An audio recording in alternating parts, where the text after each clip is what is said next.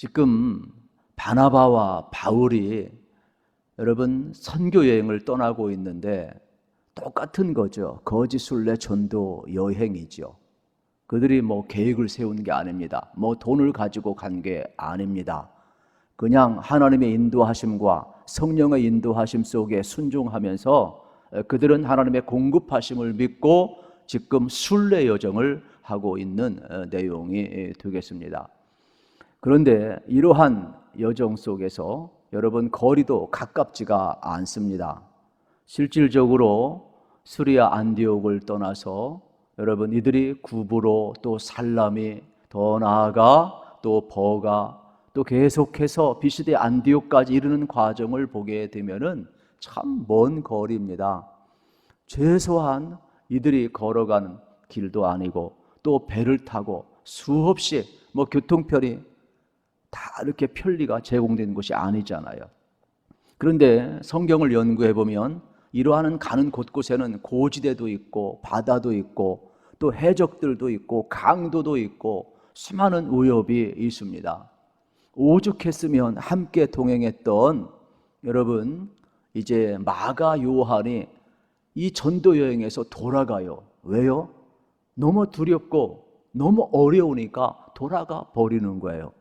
그런데 우리가 사도행전 강해를 계속하고 있습니다마는 이 바나바와 바울은 위험 앞에서 돌아가지 않습니다. 계속 전도를 합니다. 그러면 똑같이 전도여행을 떠났는데 누구는 위험을 뚫고 나가고 있고 누구는 포기하고 합리적으로 예루살렘으로 돌아가고 있어요. 무슨 차이가 있느냐 이 말이에요.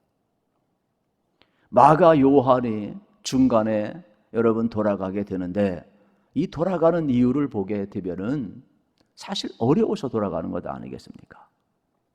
저는 이 마가 요한의 모습을 충분히 이해를 합니다. 그럼에도 불구하고 바나바와 바울이 포기하지 않고 계속해서 전도여행을 갈 수 있었던 것은 그들 속에 복음의 감격이 있었기 때문이죠. 어려움이 왔을 때 중단한 마가 요한은 그는 의욕은 있었으나 복음의 감격이 그를 사로잡지 못했기 때문에 그런 것입니다.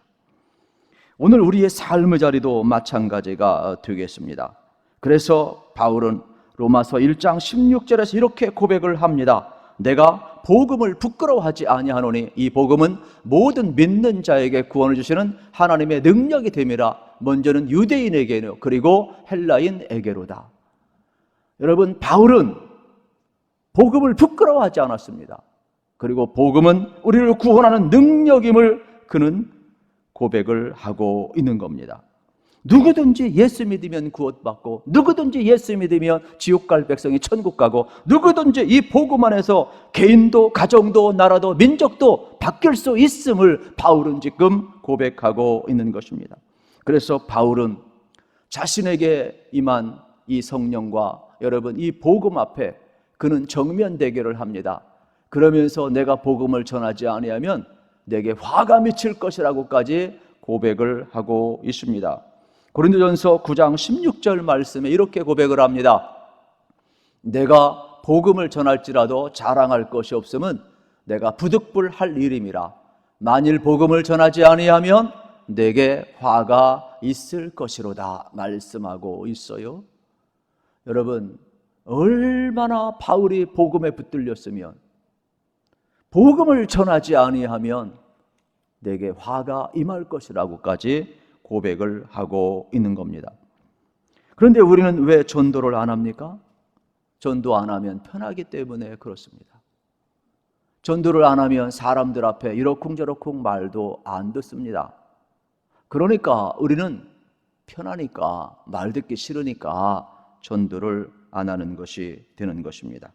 사람들이 굳이 싫어하는 일을 할 필요가 없어요. 내가 전도를 안 하면 귀찮은 일도 없으니까 전도를 안 하는 것입니다. 그런데 바울은 자신이 전도를 안 하면 내게 화가 임할 것이기 때문에 자기는 부득불 할 일임이라고 고백을 하고 있습니다. 교인 중에는 세 종류의 교인이 있다고 생각을 합니다. 교회 다니는 모든 교인들 다 복음을 듣지만 복음을 알아듣지 못하는 교인이 많습니다. 또 하나의 교훈은 복음은 알아들은 것 같은데 실질적으로 말을 하라 그러면 정리가 안 된 사람이 너무 많아요. 복음이 뭔지를 몰라요. 입을 뻥끗하지를 못해요. 세 번째는 복음을 여러분 말하는 분이 있어요. 복음을 훈련받고 전도 훈련을 받고 전도하고 담대하게 예수님을 전하는 사람이 있습니다. 여러분들은 어떠한 종류의 사람입니까? 여러분들은 정말로 구원의 확증을 가진 그러한 회심을 여러분들이 했느냐, 매우 중요한 내용이 되겠습니다. 이렇게 회심을 했던 바울이 지금 계속해서 복음을 전하고 있는 장면을 우리는 볼 수가 있는 겁니다. 14절에 보게 되면은 이 비시디의 안디옥에 가서 회당에 가서 복음을 전하고 있어요. 회당은 주로 흩어진 디아스포라 유대인들 아니겠습니까? 그러면 지금 바울이 복음을 전할 때 여러분 대상을 정확히 알고 있는 거예요.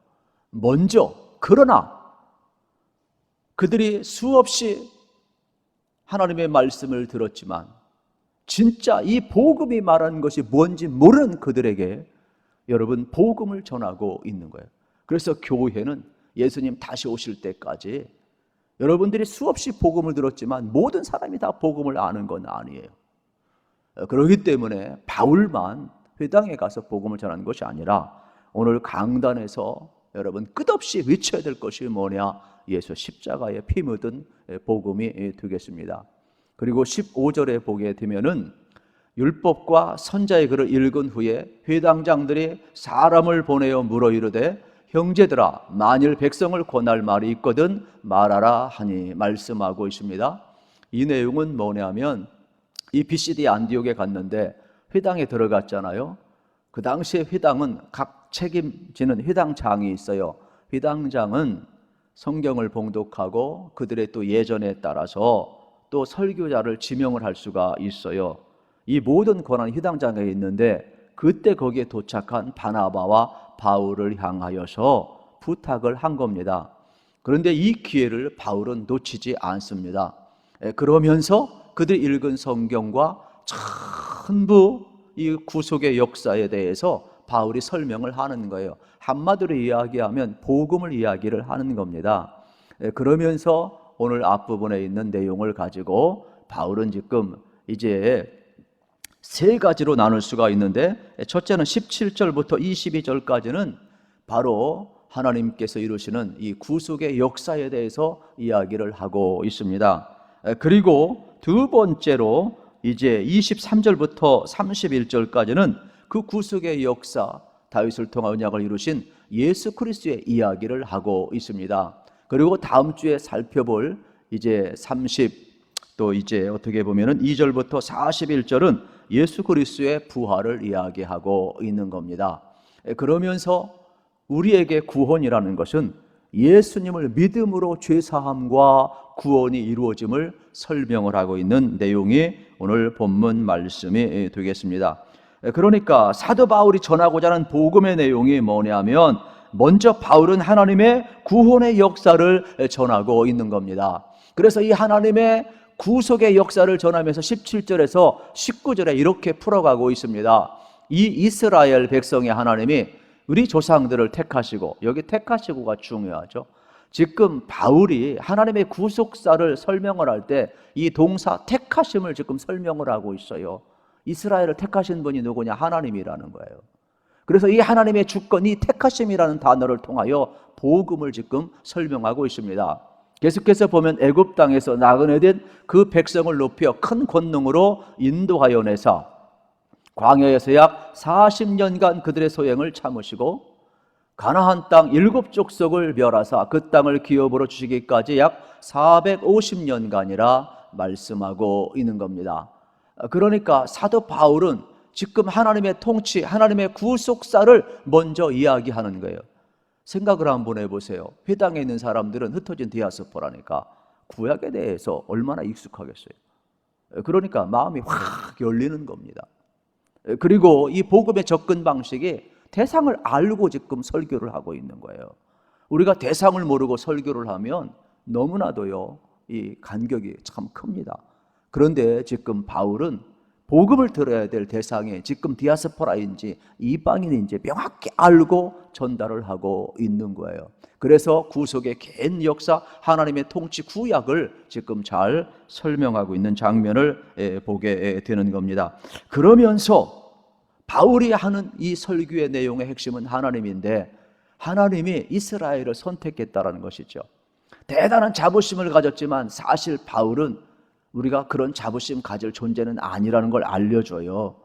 왜냐하면 신명기 7장 7절 이하에 보면 이스라엘이 아주 가장 보잘것없는 작은 존재이거든요. 그 말씀을 인용을 하면서 우리가 무슨 열방 가운데 대단해서 선미 되고 택함 받은 줄 아느냐?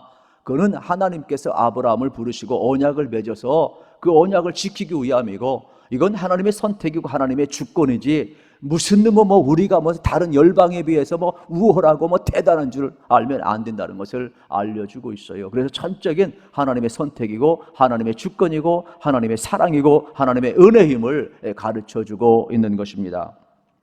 그래서 바울은 연이어서 이 동사를 계속 풀어가고 있는 거예요. 하나님의 선택에 대해서.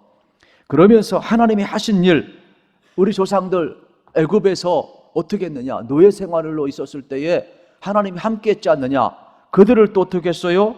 높여주었다라는 거예요. 그리고 하나님의 권능으로 노예살이에서 그들을 인도해냈다고 이야기를 하는 겁니다. 그리고 광야 40년을 지내는 동안 불순종했을 때에도 불구하고 전부 멸하지 아니하시고, 여러분 어땠어요? 하나님의 징계 속에서도 살아남은 자가 있어요. 하나님이 참으시고 인내하셨어요. 그리고 가나안 땅을 주셨어요. 그리고 7 족속을 멸하셨다는 말씀을 우리에게 전해주고 있는 겁니다. 이것을 요약하면 이렇습니다. 하나님께서 이스라엘 백성들을 높이시고 친히 인도하시고 참으시고 기업을 주시고 그들 앞길을 가로막는 사람들을 멸하신 이유는 뭐냐? 하나님께서 그들을 택하셨기 때문이라고 이야기를 하는 것입니다. 하나님이 선택하셨기 때문에 책임을 지고 있음을 발견하게 되는 겁니다. 그러니까 바울이 이야기하고 있는 핵심은 하나님의 통치죠. 하나님의 권능이죠. 하나님이 이스라엘 백성들을 어떻게 하셨어요? 하나님의 권능의 손으로 편팔로 애굽에서 나오게 하시고 광야를 통과하게 하시고 그들을 가나안 땅까지 이끌어가게 하시고 오늘 우리 여기까지 오게 하셨던 그 하나님의 권능을 이야기하고 있는 장면을 발견하게 됩니다. 특별히 오늘 말씀을 좀 긴 시간을 갖고 설명하면 좋겠지만은 그냥 축약을 하겠습니다. 그러한 과정 속에서 그들이 여러분 무슨 과정을 거칩니까? 하나님을 통해서 특별히 애굽에서 나오고 또 그들 속에 모세와 같은 리더를 또 주시고 또 가나안 전쟁에서 또 승리하게 하시고 그 이후에도 사사시대를 통해서 또 사무엘 선지자를 통하여서 또 초대왕 사울을 통해서 또 다윗까지 이끌어 가시면서 다윗을 통하여 우리에게 영원한 언약을 주시고 그 언약의 후손을 따라서 누가 왔느냐?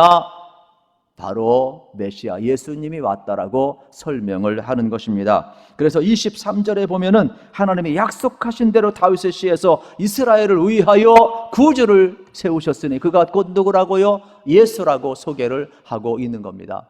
그러면 구약에 여러분 메시아가 오신다는 내용을 이야기하고 다윗의 언약을 이야기하면서 그 언약의 성취가 누구냐? 예수님이라고 지금 설교를 하고 있는 것입니다.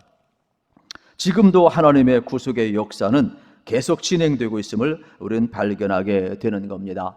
이스라엘 여러분 하나님의 개입하시고 하나님의 주권과 계획하심과 인도하심 속에서 구원의 역사가 이루어진 것처럼 오늘도 하나님은 구속의 역사를 이끌어가고 있음을 가르쳐주는 내용이 되겠습니다. 그래서 바울은 이 설교하면서 예수님이 누구냐?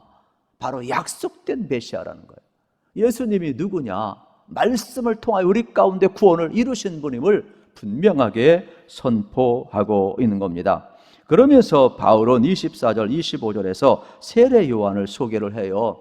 다윗의 혈통에서 나신 예수님을 소개하기 전에 먼저 그분의 길을 준비한 세례 요한을 소개하고 있습니다. 세례 요한은 예수님보다 먼저 와서 광야에서 외치는 자의 소리로 살았습니다. 주의 길을 예비했습니다. 그런데 그 당시 많은 사람들은 예수님을 알아보지 못하고 세례 요한이 마치 메시아인 줄 알고 세례 요한을 따라가고 광야를 따라가고 여러분 수없이 추앙을 했어요. 그러나 세례 요한이 뭐라고 생각합니까? 너희들이 나를 누구라고 생각하느냐? 나는 메시아가 아니다. 내 뒤에 오시는 메시아가 불과 성령으로 세례를 줄 것인데 나는 그의 신들매조차도 감당하기 어렵다라고 이야기하면서 자기는 메시아가 아니고 내 뒤에 오시는 예수님이 우리의 구원자임을 명확하게 증언하고 여러분 있음을 우리에게 보여주는 것입니다. 그렇습니다. 특별히 26절에서 하나님은 이렇게 우리에게 구원자 예수님을 보내주었습니다. 그런데 무슨 일이 벌어집니까? 사람들은 말씀으로 오신 예수님, 구원자 참 예수 그리스도를 알아보지 못했습니다. 그리고 오히려 예수님을 정죄하고 십자가에 못 박혀 죽게 했다라는 것입니다. 그래서 27절에서도 예루살렘에 사는 자들과 그들 관리들이 예수와 및 안식일마다 외우는 바 선자들의 말을 알지 못함으로 예수를 정죄하여 선자들의 말을 응하게 하였도다라고 설교하고 있는 겁니다. 이것조차도 하나님의 신의 한 수라는 거예요. 너희들은 무지하여서 예수를 십자가에 못 박았지만 이것조차도 성경을 응하게 하기 위함이지 예수님의 권능이 없어서 죽은 것이 아님을 명확하게 이야기하고 있습니다. 그렇습니다. 바울이 지금 전하고 싶은 핵심은 이스라엘 백성들의 영적 무지인 겁니다. 그래서 이 영적 무지가 예수를 십자가에 못 박겠지만 하나님은 다시금 예수님을 부활시키셔서 우리의 구원의 주가 되게 하셨다라고 설교하고 있는 겁니다. 29절 30절 말씀을 우리 함께 읽겠습니다. 성경에 그를 가리켜 기록한 말씀을 다 응하게 한 것이라 후에 나무에서 내려다가 무덤에 두었으나 하나님이 죽은 자 가운데서 그를 살리신지라. 아멘. 하나님이 죽은 자 가운데서 살리셔서 우리의 구원의 주가 되게 하셨다라고 설교하고 있는 것입니다. 이 모든 것조차도 여러분 성경이 응하고 있음을 우리에게 가르쳐주고 있는 내용이 되겠습니다. 그렇습니다. 여러분 하나님은요 예수님을 통하여서 인간의 어떠한 방해가 영적 무지가 있어도 십자가를 통하여서 우리의 죄를 사하시고 부활하셔서 우리에게 영원한 생명을 주시는 하나님의 구속사를 이끌어가고 있다라고 설교하고 있는 것입니다. 오늘 우리의 삶의 자리도 마찬가지가 되겠습니다. 사도 바울은 가는 곳곳마다 자기가 만난 부활하신 예수님을 전하고 있습니다. 이 비시드의 안디옥에서도 구약에서 예언된 그 예수 그리스도, 우리가 무죄에서 십자가 붙던 예수 그리스도, 그분이 우리의 구원조였고 하나님이 다시금 살리셔서 우리에게 영원한 생명을 주시는 구주로 세우셨음을 설교하고 있는 것입니다. 오늘 우리의 삶의 자리도 여러분 이러한 역사가 일어나야 되는데 31절에 보면은 심지어 갈릴리로부터 예루살렘에 함께 올라간 사람들에게 여러 날 보이셨으니 그들이 이제 백성 앞에서 그의 증인이라. 여러분 부활하신 예수님이 바울에게만 나타난 게 아니에요. 지금 이 복음을 바울만 전하고 있는 게 아니에요. 지금 예루살렘에서부터 흩어져서 나와 함께한 자들, 그리고 예수님이 부활하시고 40일간 함께 계시면서 끊임없이 나타나셨던 그 제자들, 또 이 부활을 목격한 자들, 또 성령을 체험한 자들이 나처럼 지금도 동일하게 복음을 전하고 있다라고 이야기를 하는 겁니다. 우리가 지금 바울을 부각시키고 있습니다마는 사실은 수많은 무명의 제자들도 부활을 전하고 있다라고 이야기를 하는 겁니다. 흩어진 자들도 지금 부활을 전하고 있다고 이야기를 하는 겁니다. 나만 되치는 것이 아니라고 지금 이야기하고 있는 겁니다. 오늘 우리의 삶의 자리도 여러분 마찬가지가 되겠죠. 제자로 산다라는 것은 뭐냐? 이렇게 갈릴리에서부터 예루살렘에 올라온 사람들이 예수의 부활의 증인이 된 것처럼 오늘 우리들도 함께 증인된 반열에 서야 되는 것입니다. 예수님 믿기만 하면 여러분 모든 사람이 죄 사함 받고 하나님 앞에 의로함을 받는 이 놀라운 복음이 여러분 우리 마음속에 확신으로 밀려와야 합니다. 그래서 바울이 23절에서 다시 한번 보십시오. 하나님이 약속하신 대로 이 사람의 후손에서 이스라엘 외에 구주를 세우셨으니 예수라. 여러분 보세요. 약속하신 분이 하나님이라면 이루시는 분도 하나님이에요.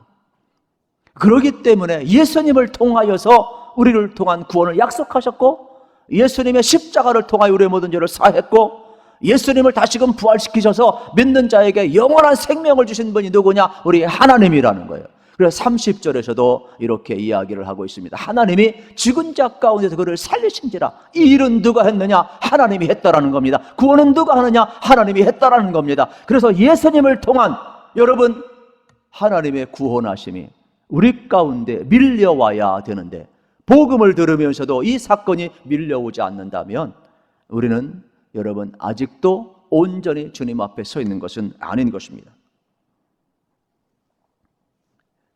누구든지 믿으면 죄사함을 받습니다. 누구든지 의롭다함을 받습니다.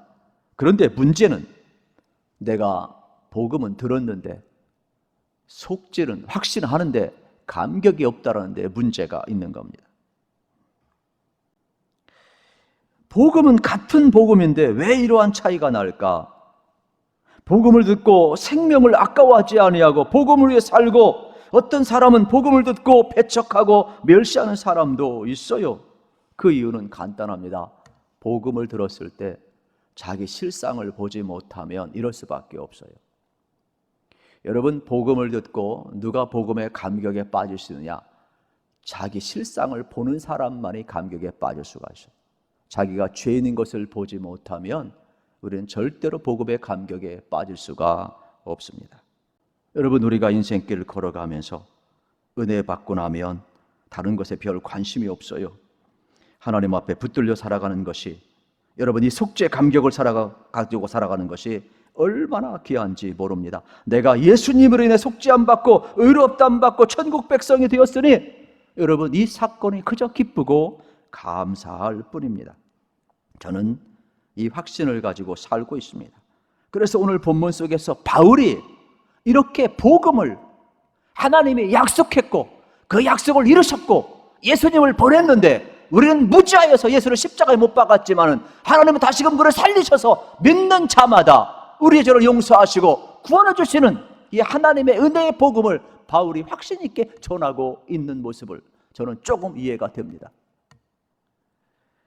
바울의 운명만 바꾼 것이 아닙니다. 이방 땅의 복음이 전해지니까 이 수리 안디옥과 비시디 안디옥에 교회가 세워지고 믿는 자가 되어지는 변화가 일어나고 있습니다. 오늘 여러분, 우리가 코로나로 폭염으로 참 복음 앞에 선다라는 것이 만만치가 않습니다. 그러나 언제까지 여러분 핑계 대겠습니까? 이러한 것은 높은 것이 아닙니다. 우리 안에 여러분 십자가의 감격이 있으면 우리는 다시금 일어날 수가 있습니다. 십자가의 감격은 코로나도 여러분 폭염도 우리의 어떤 난관도 막을 수가 없다는 것을 여러분 알으셔야 돼요. 저는 그래서 여러분들이 다시 한번 이 복음의 감격 속에 여러분이 붙들려서 살아갈 수 있길 바라고, 이 십자가가 여러분의 인생을 바꾸는 전환점이 되기를 우리 주님의 이름으로 축복합니다.